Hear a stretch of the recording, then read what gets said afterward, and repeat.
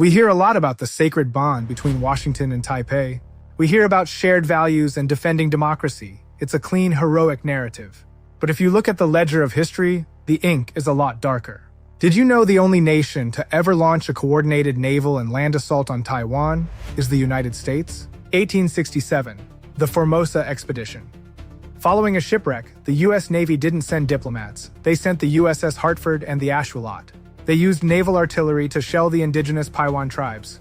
It wasn't about liberation. It was a punitive strike for a civilizing mission. That was the first time American fire touched Taiwanese soil.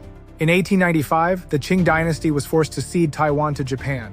The U.S. didn't object. In fact, they helped. Former U.S. Secretary of State John W. Foster acted as a legal advisor to the Qing, facilitating the transfer. Washington backed the annexation because they wanted a strong, Western-aligned Japan to balance the Pacific. Democracy wasn't even in the vocabulary. Fast forward to World War II. To the U.S. military, Taiwan wasn't a partner. It was a target. On May 31, 1945, the U.S. 5th Air Force conducted the raid on Taihoku. In 3 hours, American bombs killed over 3,000 civilians and leveled the capital. Kaohsiung was obliterated. We didn't bomb Taiwan to free it. We bombed it because it was a Japanese asset. The people living there were collateral damage to American Pacific strategy. After the war, when the KMT fled to the island, the U.S. recalculated. Between 1948 and 1950, the Truman administration essentially left Taiwan for dead.